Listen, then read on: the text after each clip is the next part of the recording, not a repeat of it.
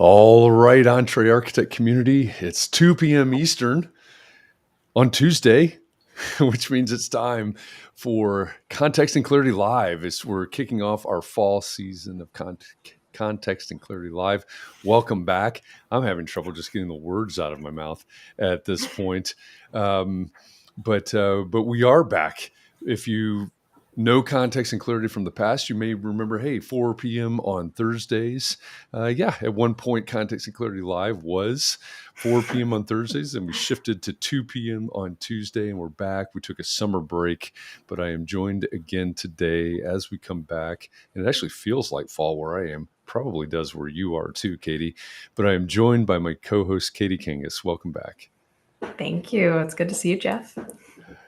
Glad that you're here. And so what is it like in Minnesota today? Is it chilly? It's sunny today, but it's been cold off and on.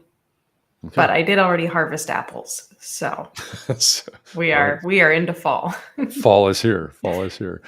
Very good. Well, I'm glad that we're back. It's been a while. I'm rusty. I have been and still do host another show for Shadow Partners at noon Eastern every day. It's a short form show. So I'm not out of practice on the interview side, maybe on the long interview side, but we'll see how this goes. It's going to be a great fall season. We've got a very good lineup, and we're starting off with a great guest today. And I think it's a very timely topic. We actually talked about it this morning on Java with Jeff, our morning mindset conversation. So we'll jump into that here in just a few minutes. But before we do that, we need to let you know, here's a little bit of a commercial announcement. It says, announcing networking with purpose. Coming up, Entree Architect is going to present a live 5-day focused networking training that's designed for architects just like you. It's going to be hosted by Mark R. LePage, who you know is the founder of Entree Architect, and it's going to be presented by Brian McCartney with the support of the team at ArcMark, the architect branding and marketing agency. All about networking, build your confidence, clearly communicate your value, make connections with ease. It says make the lunch hour a power hour. It's 5 30-minute live sessions. It starts October 19th, and we actually have a URL to put up here on the screen so you can check it out. It's entrearchitect.com/networking with purpose. That's a lot of letters there.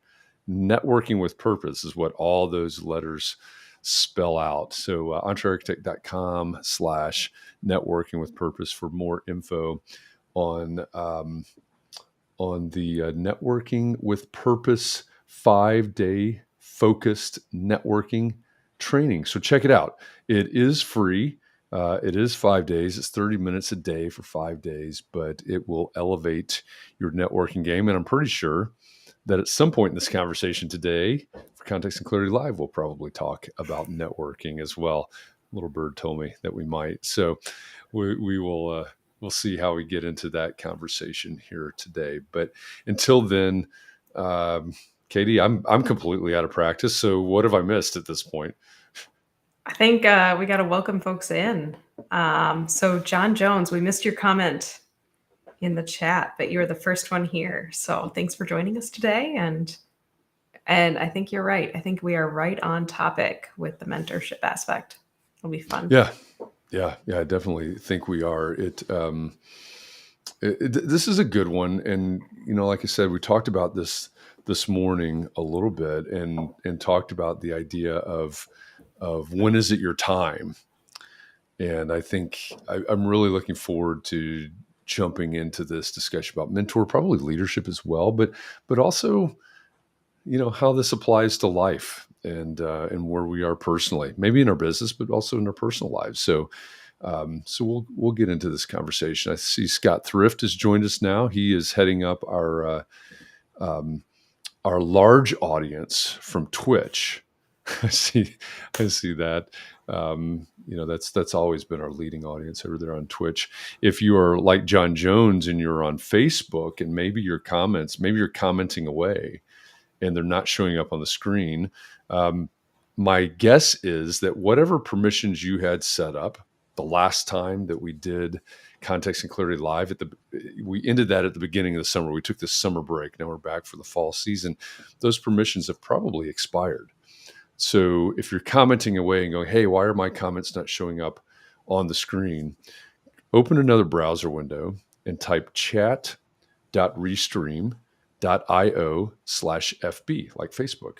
So chat.restream.io/FB, as in Facebook. A couple of clicks later, you will give Facebook permission to communicate with Restream. You're in a private Facebook group right now, so it won't let your Mark Zuckerberg is personally monitoring your comments, and he's just not letting them come out. So if you do this, you'll get around Mark, and your comments will show up just like Jessica's did. Jessica's in LA. Good morning, Jessica. Just like Scott, who's in San Francisco. Oh my gosh, the time zones. But check. We hear you. We hear you loud and clear. Glad you're here, Jessica. All right. Chris Novelli says he's all linked up as well. I'm glad. Great to have all of you here. Welcome back. Welcome back to Context and Clarity Live. Well, should we introduce our guest? Should we bring him in? That sounds good. Or else the commentary is just going to keep going, the open mic session. Yeah. It is sort of silent open mic, isn't it? They can type, but we can't hear them.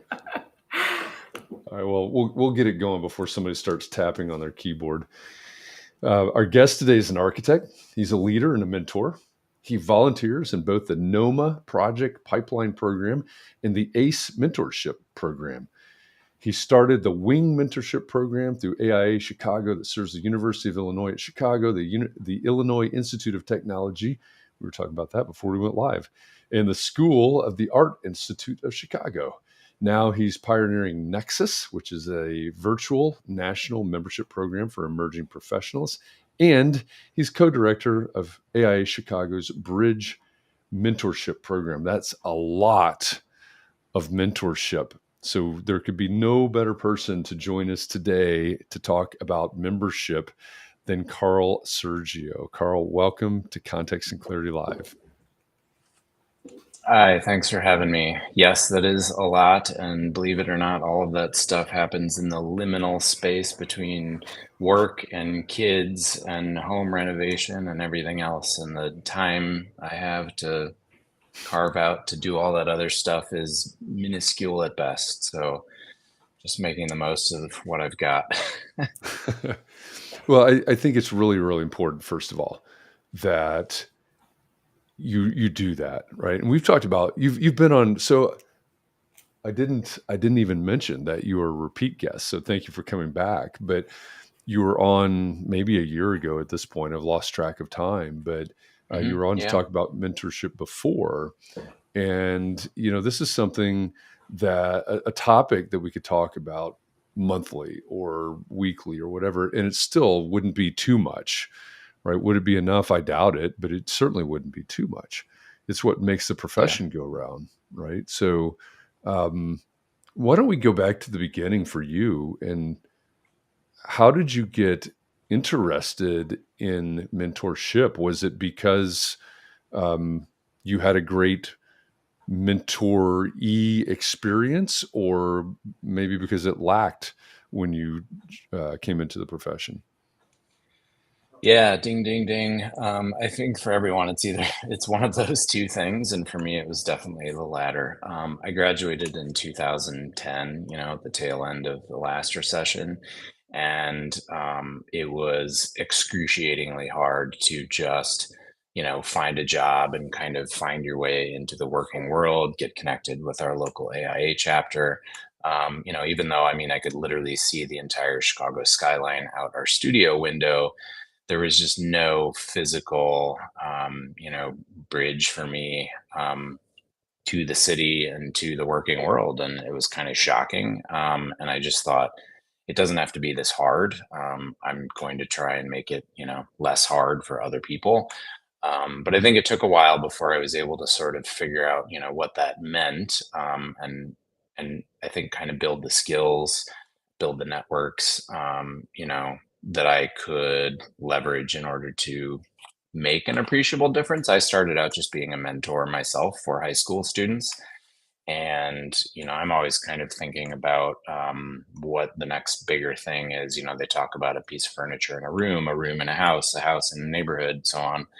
And so I thought, well, okay, I'm impacting two students, but, I'm seeing kind of systemic problems behind the reason that they need mentors in the first place. So how can I continue to grow, my influence and impact? And once I took on leadership of the Bridge Mentorship Program, it was, very apparent. Like, okay, there's something here that's powerful that I can do. And once I was involved there long enough, then it gave me the confidence and the network of relationships to start to do more beyond that.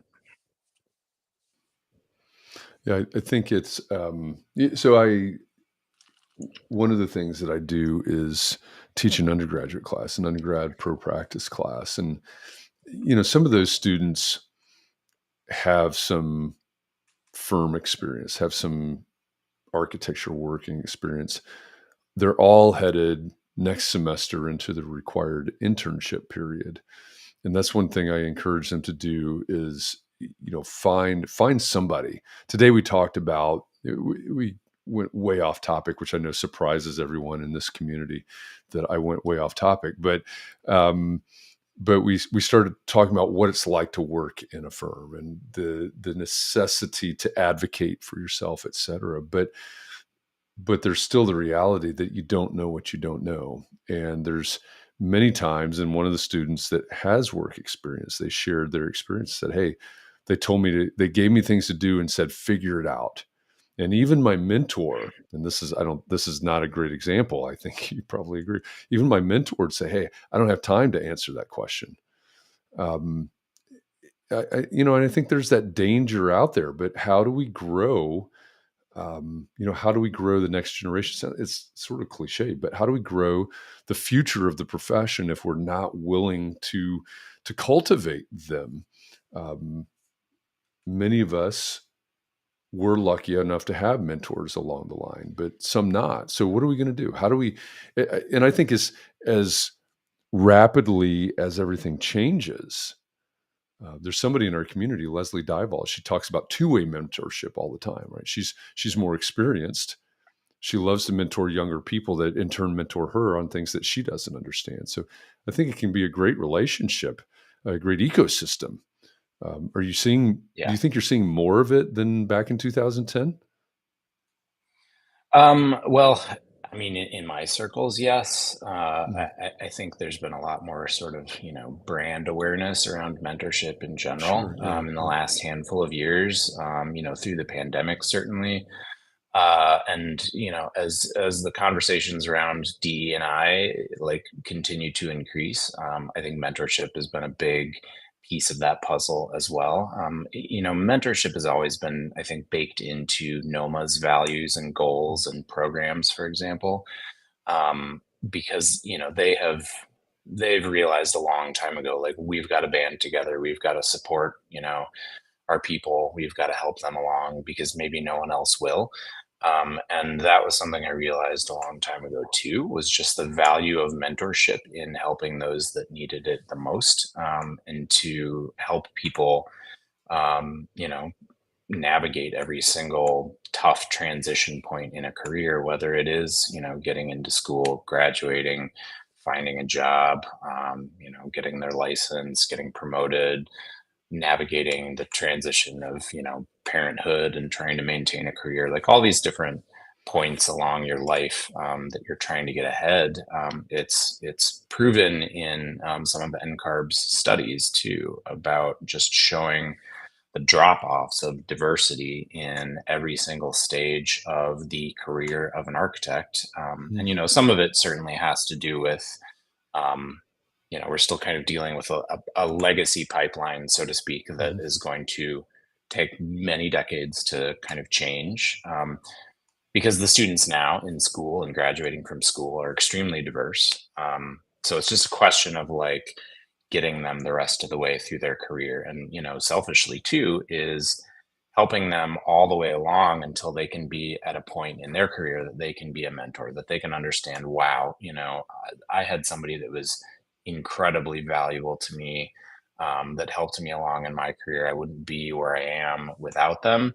And I want to be that for someone else. And now that, we have, now speaking into the future, now that we have, a bunch of women, people of color, et cetera, in leadership positions, who are AIA fellows, for example, then I think that will be a real turning point and feel like a real victory. Or, even if you look at the incoming AIA national presidents, from Emily to Kim Dowdell to Evelyn, it's really exciting to see that, and they're definitely celebrating that as I think they should. I think having, examples like that, having faces like that, goes a long way towards, and that's feedback we get in our mentorship programs all the time. Like, I wish there were more people that looked like me. And it's like, well, there's nothing I can do about, the people that made fellow 10 and 20 years ago and, what race and gender they were. All we can do is work with what we've got and continue to try and improve it. So that's been, a very important goal for me to continue doing, particularly for students now. So, what are some of the questions you do ask to try and help pair successful mentees, mentors? You had near to peer mentors mentioned as well. Yeah. Yeah. To be honest, we always try to let them meet each other, and pairing ends up being like a pretty organic thing about who just connected with who. And you always find that there's a handful of like very, outgoing, gregarious people that just connect more upfront, and everyone wants to be, paired with that mentor, because they're just fun, interesting, genuine, nice. But it does take a certain, I don't know, skill set or aptitude to be a good mentor. But it's also at the same time not that difficult to learn to just listen, um, though it is difficult. Um, but yeah, I mean, it's pretty rare that we have a bad relationship. I think, the self-selection of somebody saying, I want to be a mentor, I want to participate in a program, is usually enough to kind of weed out anyone whose heart is not in it. And so as long as their heart and head is in it, and if they're willing to carve out a little bit of time to give to someone else, I think that's all that really takes. And then from then on, it's just a little bit of hand holding for me, always to make sure that, that everyone is having a good experience, which is tough when I'm trying to run the whole program, but then also like check in with individual people, and sometimes manage relationships a little bit. But it's also really important because then, the fellows, or the other mentors we have, they're all friends. They need to have a good experience, so they come back and they realize that they get as much out of it as the mentees do. And then, it sort of takes care of itself, because then I have people reaching out like, when are we starting again next year? I'm really excited to get started. I want to come back. I'm looking forward to it. And then it sort of becomes more of a sustainable thing. Yeah. I just, one of the things that I did last year was I kicked off, or last week was, feels like last year already. I kicked off the incubator for Shadow Partners, which is my day job. And part of what will make that incubator a success, of course, is the startup companies that are part of it, but the mentors, right? There's this component where with every startup team that's there'll be at least one, if not two, mentors embedded with their team. And so we kicked off Friday, and we did introductions, of course, right? You do all those things, you learn who all the startups are, who all the founders are, what their ideas are, and then we hear from all the mentors. And every single one of the mentors talked about wanting to give back, and their experience, how they got through to where they were, et cetera. One of the mentors actually said, I wake up every morning and I ask, how am I going to give back today? And I thought that was so incredible. So my question is, at what point do you become qualified to be a mentor? Where do you have to be in your career, in your life, et cetera, in order to be a qualified mentor? Is there a place? Yeah, I think as soon as you reach the moment that you have something to share of value, some experience that you can pass on to somebody who is, next behind you, like that's all it takes. I mean, high school kids can be mentors to their siblings. College students, I mean, you see like study groups and things like that. At the heart of it, I think that's all it is like you have a little bit of knowledge and experience that I don't have. That's where you get TAs from. Like they just pass the class and then they help the next class. Like that's all it takes. And I think it's easy to think that you might have to, be at some kind of important level in your career. But that's also why I started the student mentorship program, was because I wanted to get people to immediately start giving back and to see themselves as mentors. And also, so everyone I kind of utilize to mentor the students, they're all alumni of the other mentorship program. And so as soon as they go through that and they think, wow, I just got a lot from AIA Chicago, this really helped me. I wish I could do this for somebody else. And I'm like, actually, you can do it for somebody else. So I'll check back with you soon and ask you to be a mentor for a student.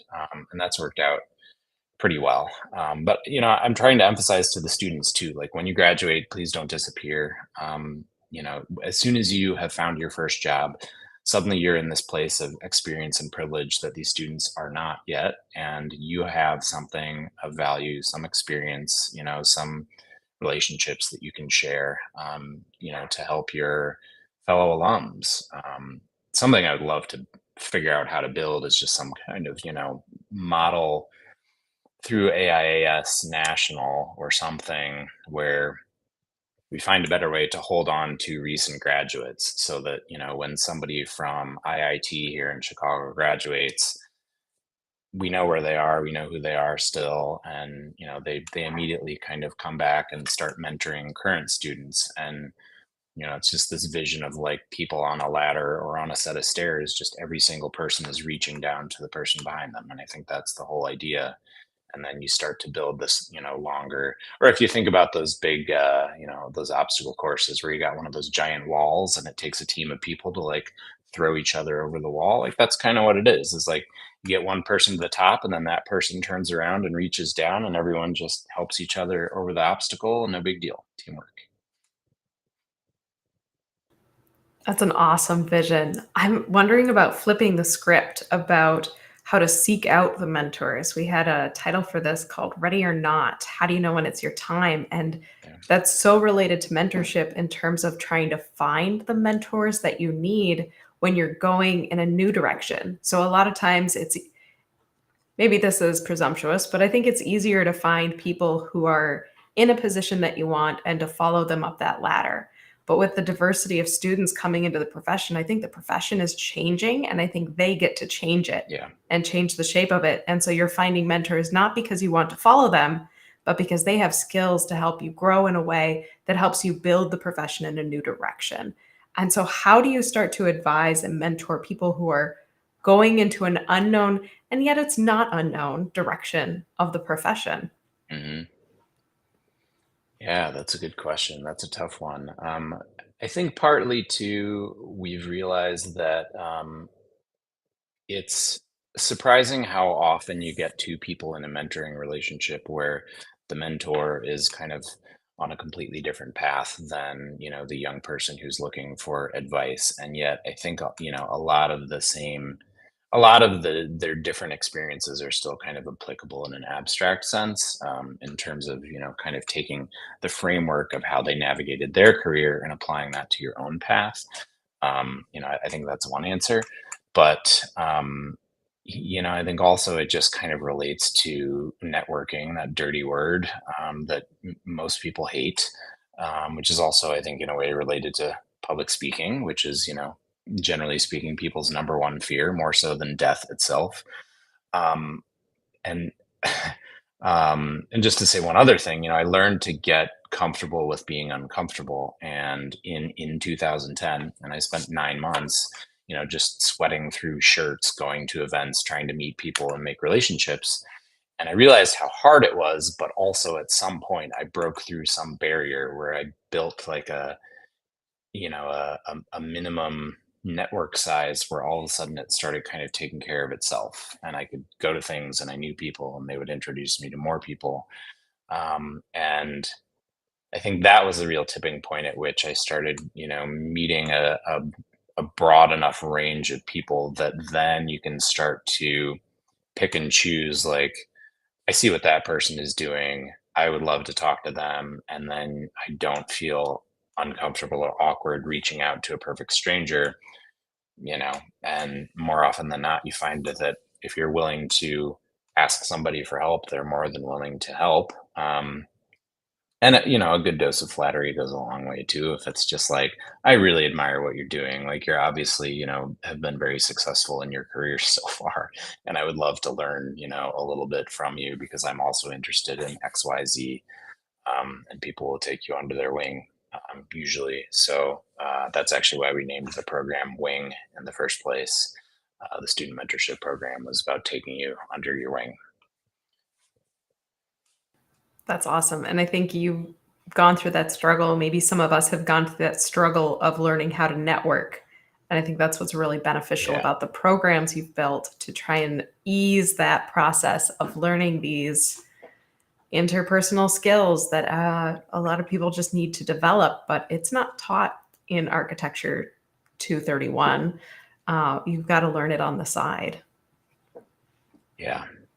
Well, as you can tell, I mean, I've kind of gotten, I guess, more interested in like meta architecture or, career professional development. I mean, I am still an architect by day, but, doing this in parallel has really helped me navigate my own career and helped me, figure out how to do it and who to talk to. And I think, it would have been really hard to figure out my own path without a bunch of other people to talk to, even if I haven't necessarily gotten clear answers on what to do and how to do it and where to go. And it's just, architecture is a very small industry, and it's helped to make it smaller for me.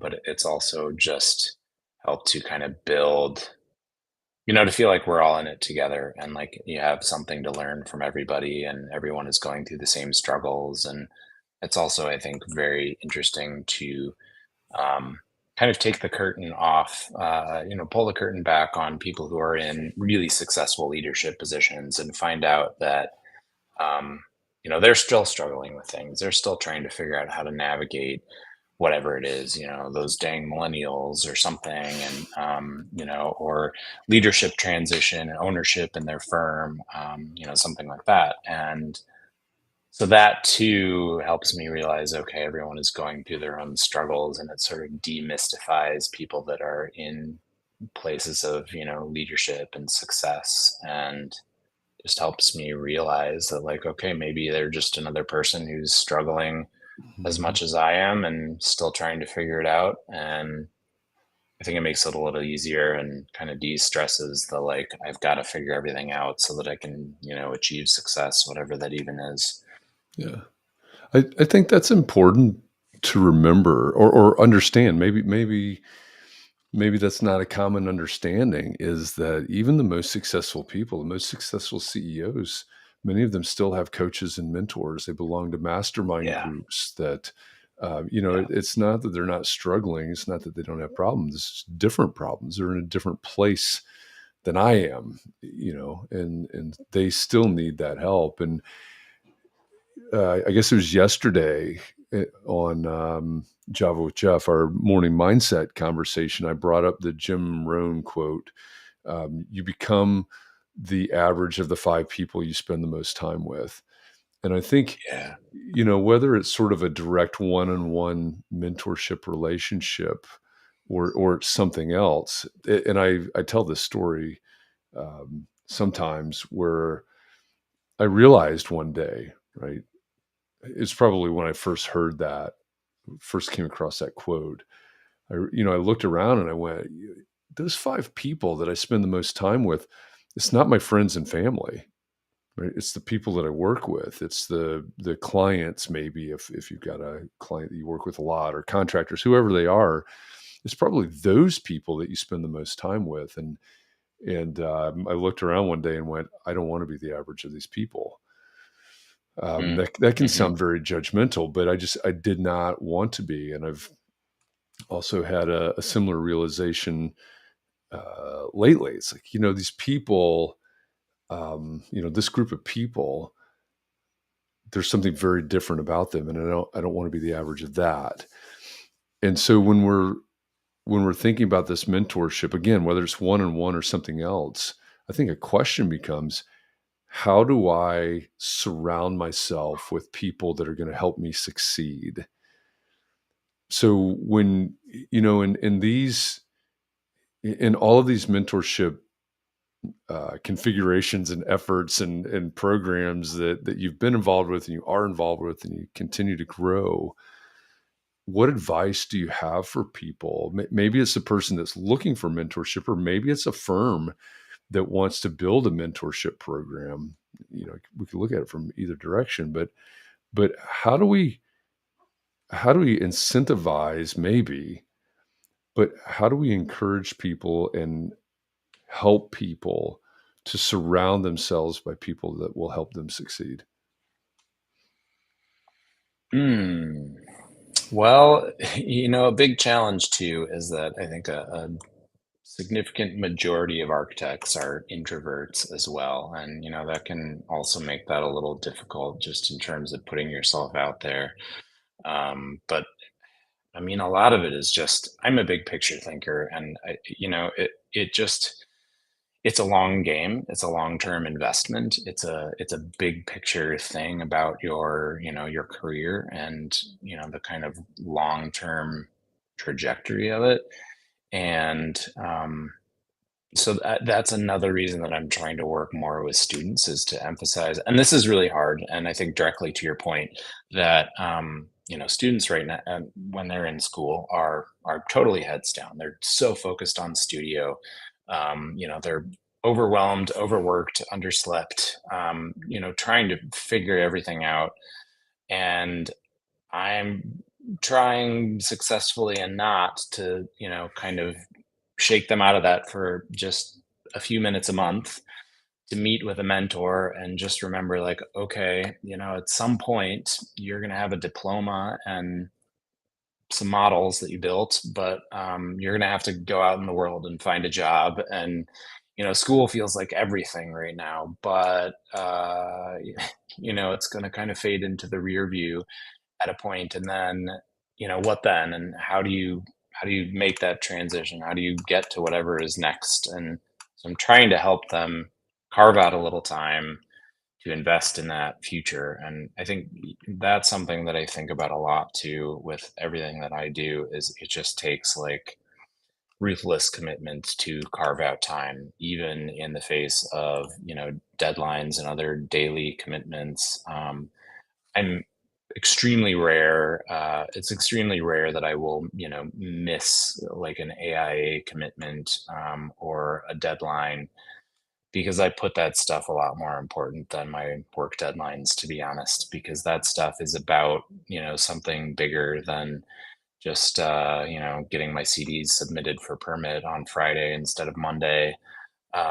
It's about our community, and it's about other people, and it's about our industry. And so it's not hard for me personally to be motivated to, I think, kind of properly prioritize things like that. But it can be hard for a lot of people to sort of step back and, see the forest through the trees, or see the, forest for the trees, whatever the exact phrasing is. But to think big picture and to get away from like, I have a lot due tomorrow and I am so tired and just want to get to the weekend. But it's like, you, every action there's some quote, every action you take is like a vote towards the picture of who you want to become.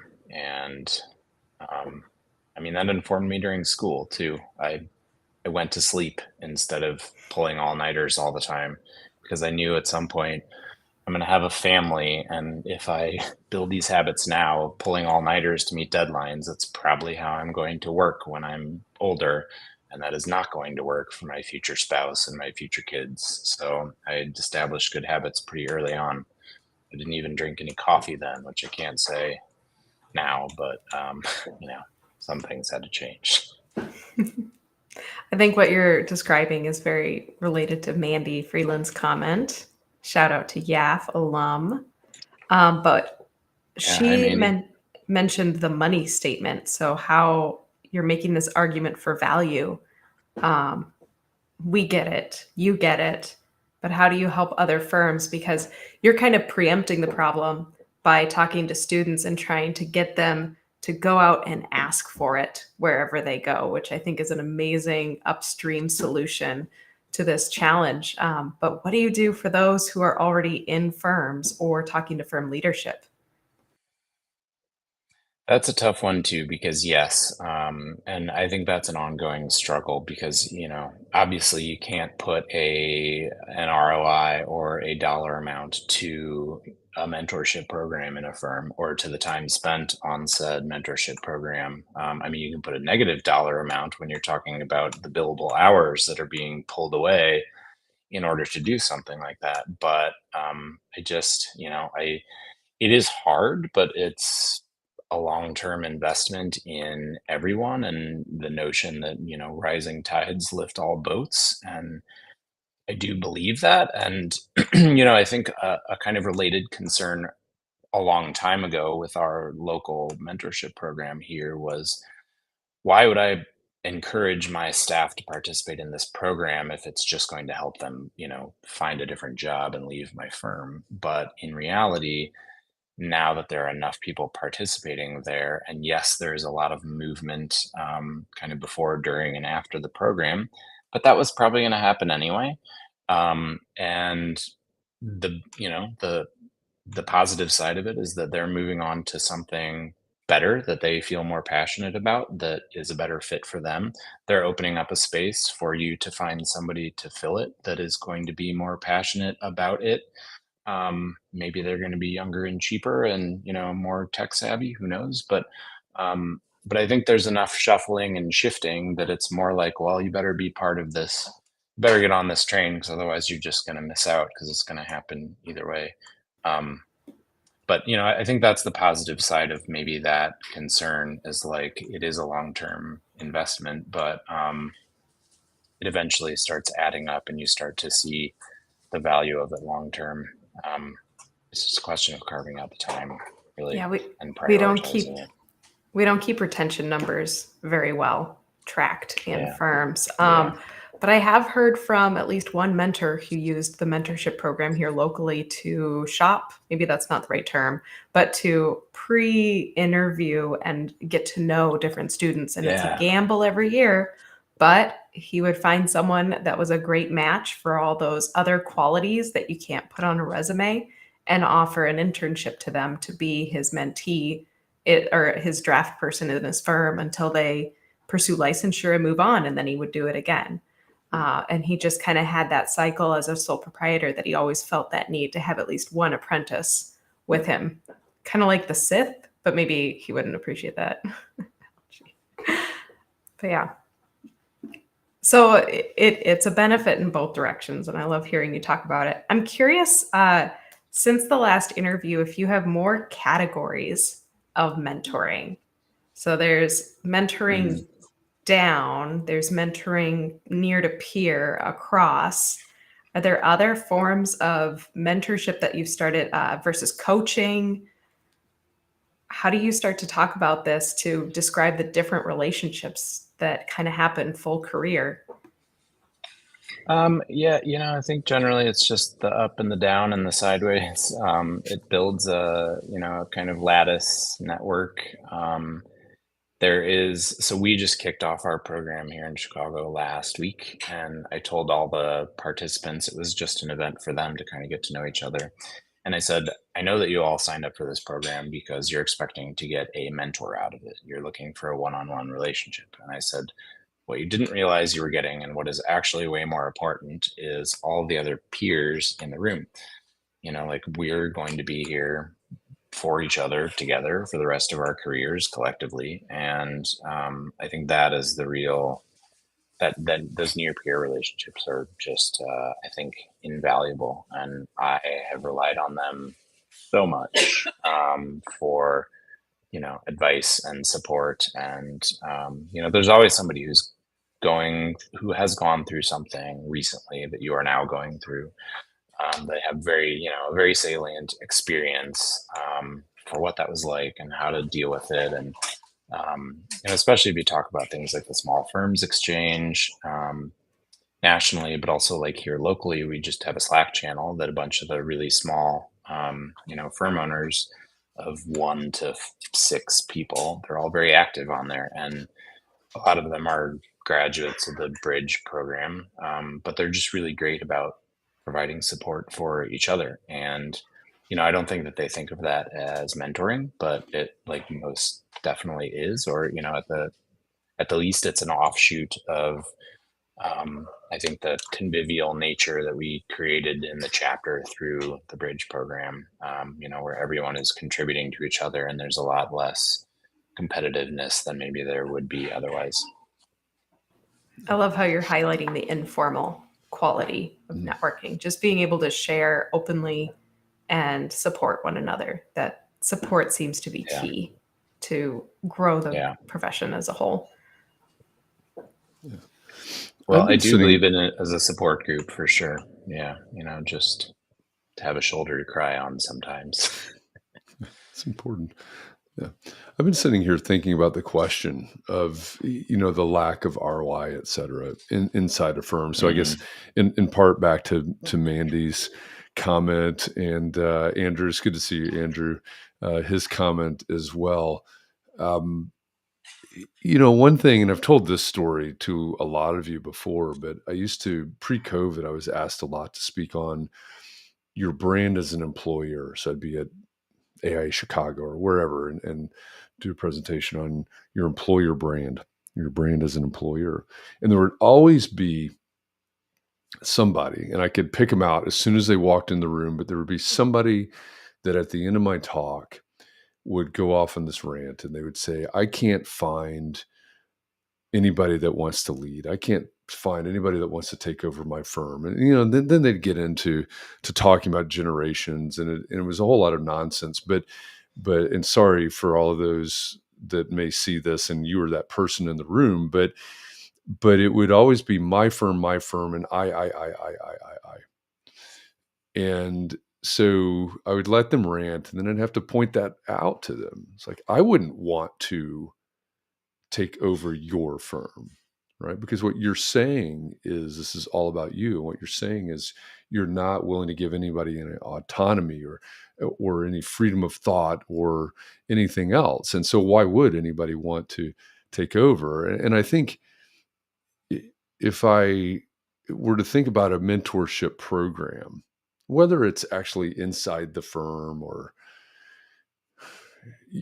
sort of contained inside the firm, or it's a broader, a local chapter or something like that. I think those are the type connections that you mentioned, diversity earlier, or DE&I earlier. And I think that's what's missing in those scenarios, right? The person that so a hint to any of you that hear me give this presentation in the future, if you sit on the middle aisle, second row from the back, on the right, on my right, your left side of the row, I know you're that person, and you look an awful lot like me. That person that's complaining about these things. There's a real lack of diversity there. There's a lack of diversity of thought. There's a lack of diversity of vision and everything else. And I think, Katie, you mentioned the retention piece of it. That's got to be huge in firms. Right? How do we retain our people? We mentor them. We give them a vision of what the future can be. We help them learn leadership skills. And I think all of these things wrapped up, again, in a firm or in a chapter or whatever it is, I think it cuts down some of these arguments. But this owner that I'm seeing over and over in these presentations, they have to be open to that. And they have to be willing to invest in that.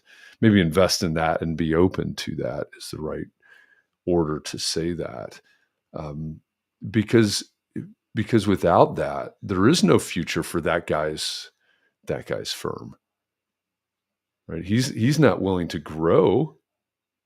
he's not willing to grow himself, but he's also not willing to grow his people, so to speak, and allow them, or he's not willing to, I used the word cultivate earlier, I think. He's not willing to cultivate these people and let them grow, allow them to grow, encourage them to grow in the firm. That firm's not going anywhere. So there must be a component of this that helps to grow the best firms, I would think. You agree with that? You see that? Yeah, I would think so. I mean, again, it's a long game, and I think that's the hard Yeah, part yeah. is because, Mhm. when we're thinking about, you know, project related stuff and billing and, your monthly financials, like Mhm. those are literally the bottom line. And it's very easy and concrete to think about those things and to prioritize them. It's very hard and abstract to think about, the long Yeah, term sure. stuff. And one thing that I struggled with was at a past firm that we had kind of, I don't know, two separate things that were operating in parallel but passing like ships in the night. Where we had annual reviews or even kind of monthly. Maybe they were, I don't know, every 6 months or something, talking about like, okay, what have you done, what are you interested in doing, what do you want to do next, what struggles are you having, how can I help, and that sort of thing. Um, but at the end of the day, like the project staffing was very much just a kind of on paper numbers game. Like when they're staffing a new project, they don't say, oh geez, like is there anybody in the office who we know has been really dying to work on campus master plans. It's like, okay, who is our campus master plan hotshot? Are they available? How many hours can we get Yeah. out of them? And they don't even ask that hotshot, like, by the way, do you still want to do this? You're really good at, there's also this conflation of like you have done something and you're good at it. And so you probably want to continue doing it. And I think that is very often not true, at least for me. Somebody who likes being a generalist and wants to continue you know, growing and being challenged and doing new things. I don't want to do what I've already done because I already did it. Um, at some point it's like, okay, I've figured that out. I can do it in my sleep. I'd like to do something, that grows some new neurons.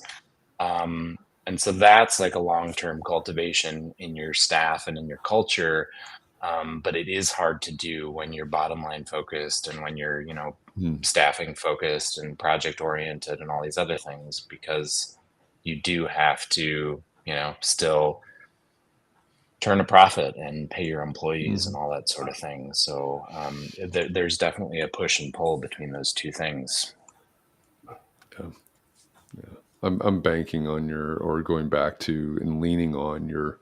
It is long term, and I'll take it the Hmm. opposite, right? It's short term thinking, it's small thinking to overlook this because we're still. I think we're still. I mean, the numbers have changed quite a bit. I think over the past 6 months, but maybe a little bit longer. But we're still in this position where a lot of people are struggling for staffing.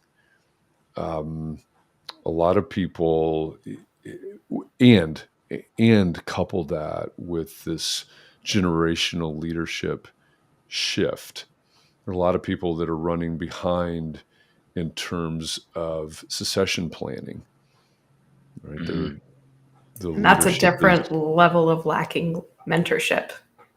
Yeah, it Yeah. definitely is.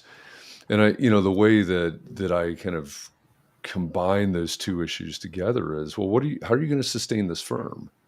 Right? You need new leadership, which means you need to be mentoring people in that direction, either in-house or put them in some program like here in Indiana, or in Indiana, I should say.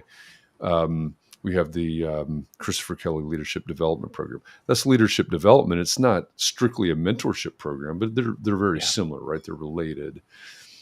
And so if you're trying to grow the sustainable firm, something that's going to last beyond you, what are you doing to bring the next generation in, prepare them, which is always the argument of that guy sitting back there, second from the back on the right, um, middle right. The so they're lacking that. They're lacking that vision, and Hmm. their bottom line falls apart. They can be focused on the billable hours and all of that, but it falls apart when they start struggling for the talent. And when they go through that succession plan and they're 5 years behind where they ought to be in a succession plan, right, to really work it out the way it should be done. And I think that's when the rubber hits the road. It's fine today, absolutely pay attention to your billable hours and poo-poo the mentorship program because there's no ROI. But tomorrow, what are you going to do? Because it's you've lost in the long game, as you're saying, Carl. They used to you've call lost in the long those game. firms like pyramids, where the principal's at the top, but it's almost like they're inverted, and you're going to topple because you're saying it's my way. I will do this, rather than the co-mentoring where you say to someone else, you should do this, or you should try this. And so that would be a good challenge to everyone on this call, is to, if you see someone in the next week that they need this mentorship program, or you see an opportunity they should go for, tell them and uplift them, because sometimes that's what it takes, is someone else telling you about it, because you don't know what you don't know, just like Carl said at the beginning of this. Yeah, that's a really great point. Yeah. Well, I know one other thing. Yeah. No, go ahead. I was just going to say, I think it's easy to kind of focus on retention in a bad way and think that, like, if anybody leaves, it means something negative. But, there's a certain kind of maybe 10% annual turnover that is pretty healthy, because the people who genuinely don't want to be there will leave. And, that's some of the things that you find out through internal mentorship, is you find out, like, okay, oh, wow, you're actually really not happy here. Let me talk you through how to, maybe I can connect you with somebody at another firm that I know to find a place where you will be happy. And like I said, opening up a spot for bringing in somebody else who is fresh and excited. And, I do think it's better for everybody in that situation. And it's, then, it does have a pretty measurable impact on your bottom line at that point. But, we always look at people leaving and moving jobs as a bad thing. But I think it's like, we're all kind of trying to find our best and highest use at the same time. And anytime you're freeing up a spot, it's a great opportunity for somebody else to step into it. And like you just said, sometimes people are looking for different things at different stages of their career. And so they find a better fit in a different role. And to be open to that takes what you have, Carl, is that big vision for a better practice overall, which, like you said, the boat's in the water, everyone's lifted up, but it's hard when you're just trying to get the water out of your own boat. You think you're sinking. To be concerned about that. Yeah. I think that's a good point too. It's, there are seasons of life and seasons of career, and those things expectedly or unexpectedly change the outlook and change the needs. So even, we didn't get so much into a conversation about life, but people to help you get through, you mentioned earlier, parenthood, right? So young architect, we see this all the time, right? Young architect, few years out of school, maybe they've gotten married, maybe they've got a young family now. They're also trying to pass the ARE. Right? How do they navigate all of that? Those are big changes, and it may take several people to help walk them through the kid part of it, the marriage part of it, the ARE part, all of it. There's all of these, and that changes, and back to the idea of the CEOs, right? They're in a different season and they have different needs. So all of those things are important. Yeah. And like Katie mentioned, even at the CEO level, people have support groups and networks and people they rely on for advice and so on. And I don't think that need ever stops. And it does, permeate all aspects of life, certainly parenthood, which is far above and beyond anything that I could possibly have to handle as an architect. Parenting is definitely next level hard compared to working. It makes being an architect feel very easy by comparison. I agree with that. The day job's a nice time to Yeah. enjoy. Yeah, being an architect is like taking a break for me. That's how you know you love what you do. Kids are great. They're really wonderful. But they can be loud. They can. Well, we've made it to the top of the hour. I think this has been a great conversation about mentors and mentorship. Carl, thank you very much for rejoining us here on Context and Clarity Live. Thanks for coming back and helping us kick off the fall season of Context and Clarity Live. It's great to have you here. Coming up next week on Context and Clarity Live, we have Amanda Dunfield, who's the founder of Astra Studios in Columbus, Ohio. So we're going to talk about nonprofits and helping future clients with Amanda Dunfield next week. So join us for that. As always, thank you to all of you out there in our audience. Great to have you here. Great to have you back. Thanks for finding us, right? We're suddenly back, right? And it's, we know it takes time to get everybody back in the swing of things and back on schedule and aligned with what we're doing here. But it's great to have all of you with us here today. And Katie, as always, thanks for being my co-host. And Mandy, you were the co-host the last time Carl was here for a conversation about mentors. So a little flashback there, a throwback to Mandy.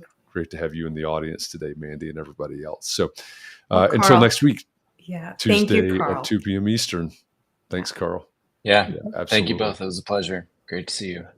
Yeah, great to see you. Thanks, everybody. We'll be back a week from today with Amanda Dunfield. We'll see you then. Thanks, everybody.